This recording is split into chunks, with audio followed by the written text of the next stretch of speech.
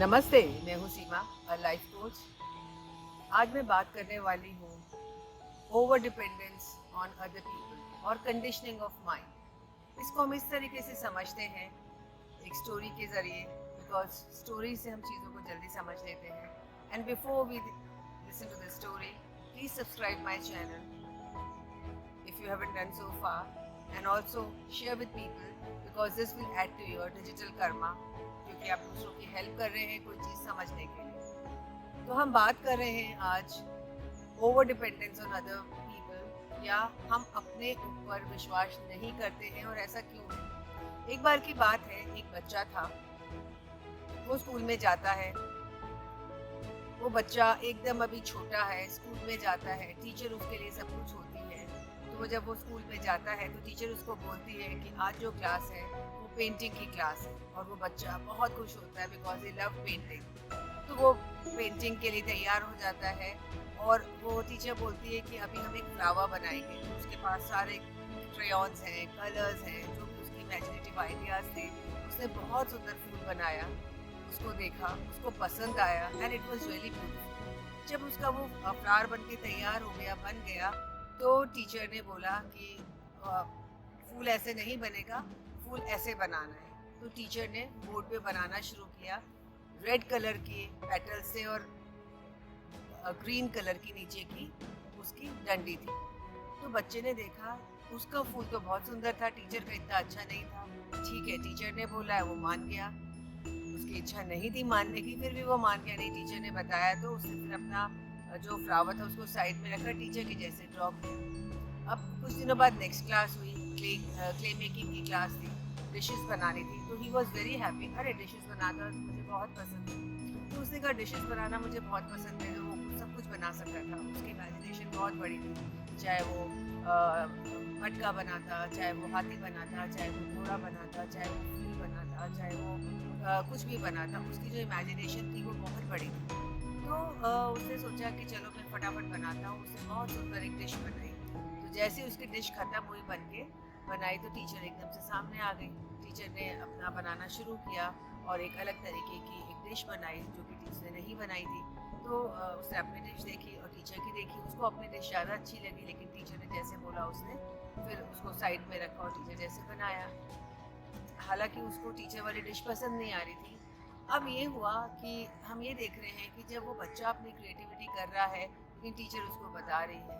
अब होता क्या है कि जो बच्चा है, उसके पेरेंट्स कहीं दूसरे टाउन में शिफ्ट हो जाते हैं, स्कूल चेंज हो जाता है, उसकी सारी चीज़ें बदल जाती है। अब वहाँ पेंटिंग क्लास होती है, तो टीचर बोलती है कुछ बनाने के लिए। ये बैठा बैठा देखता रहता है। तो टीचर बोलती है, are you not making anything, why are you not drawing. बोले, नहीं मैम, आप बनाओगे तब मैं बनाऊंगा। तो उसको बड़ा आश्चर्य होता है। ठीक है, वो बनाने लगता है। उसने वो जो प्रीवियस क्लास में लर्निंग करी थी, वो रेड फूल और ग्रीन कलर की डंडी, उसने वैसे ही सब बना दिया। तो ये देख के मुझे तो गूज़बम्स आ गए कि अरे ऐसे कैसे, इसने ये कैसे बना दिया ये। क्योंकि उसने कुछ इमेजिनेशन यूज़ ही नहीं करी। उसको लगा कि अरे ये तो टीचर यही बनाएगी, ऐसे बनाना। उसने अपनी क्रिएटिविटी को बिल्कुल यूज़ करना बंद कर दिया। अब आप देखिए, कुछ और बनाने को दिया, तब भी वो वेट कर रहा था कि टीचर बनाएंगी तो मैं बनाऊंगा। Then again teacher asked, why are you not making. बोला, नहीं, I am waiting for you to make so that I can copy you.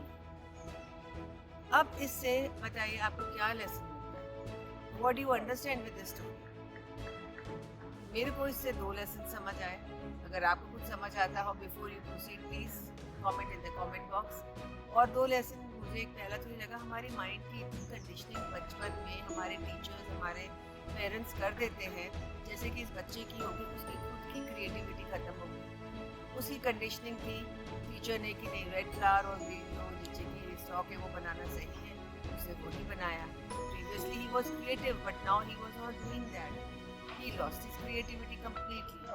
Secondly, जो ये एजुकेशन शब्द है, ये एक लैटिन वर्ड से आया है, एजु से। उसका मतलब होता है कि आप दूसरे के अंदर से कोई अच्छी क्वालिटी ले रहे हो, मतलब दूसरा मतलब आप अपने अंदर की क्रिएटिविटी को निकाल रहे हो, कुछ नया क्रिएट कर रहे हो, लर्न कर रहे हो। पर हमने उस वर्ड को तो भूल गए हैं। हम सिर्फ करते क्या हैं, हम दूसरों को की जो भी हमारी कंडीशनिंग हमारी माइंड की हो गई है, उसको यूज़ करते हैं। बचपन से टीचर्स, स्कूल में, घर में पेरेंट्स हमें जो सिखाते हैं, हम उसके अलावा अपने क्रिएटिविटी को ख़त्म करके रखते हैं। हम यूज़ ही नहीं करते अपने माइंड को कि हम और क्या बना सकते हैं। तो बेसिक पर्पस जो है वो डिफीट होता है। जब बेसिक पर्पस डिफीट हो जाता है ऐसे, तो फिर बच्चे की ग्रोथ कैसे होगी, उसकी इननेट क्वालिटीज, इननेट पावर कहाँ से बाहर आएगी। तो ये ज़रूरी है हमें समझना चाहिए कि हम जो आजकल का हमारा एजुकेशन सिस्टम है, हमारे घर में जो पेरेंटिंग हो रही है, हम बच्चों को सब कुछ स्पून फीड करते हैं। उन्हें चाहते हैं कि वो हम जो बच्चे एग्जैक्टली उनके रेप्लिका हो जाए, उनके तरीके के हो जाए। तो ये बिल्कुल भी सही नहीं है, क्योंकि उनकी ग्रोथ नहीं हो पाती है।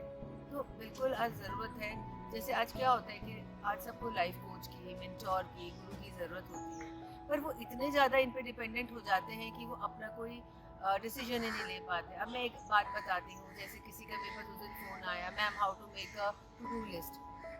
अब you just tell me, to do list के लिए क्या चाहिए? एक पेपर चाहिए, एक पेंसिल चाहिए और आपको लिखना है।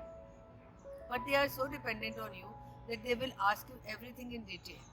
तो उनकी खुद की माइंड तो चल ही नहीं रही है, तो उनको फिर कहना पड़ा भाई लिखो और लिखना शुरू करो कि तुम्हें क्या काम करना है। So if we become so much dependent on the teachers, on people outside, guru mentor, ज़रूरत है इनकी, बिकॉज इनके बिना कुछ होगा नहीं, लेकिन हमें अपनी क्रिएटिविटी को, अपने माइंड को यूज़ करने की भी ज़रूरत है।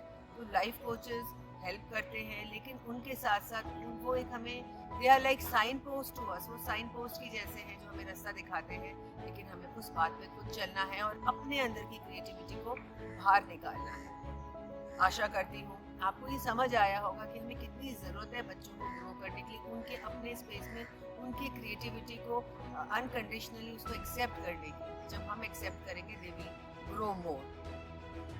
This was Seema talking to you, and please share with the parents and everybody so that they are also benefited. Thank you so much.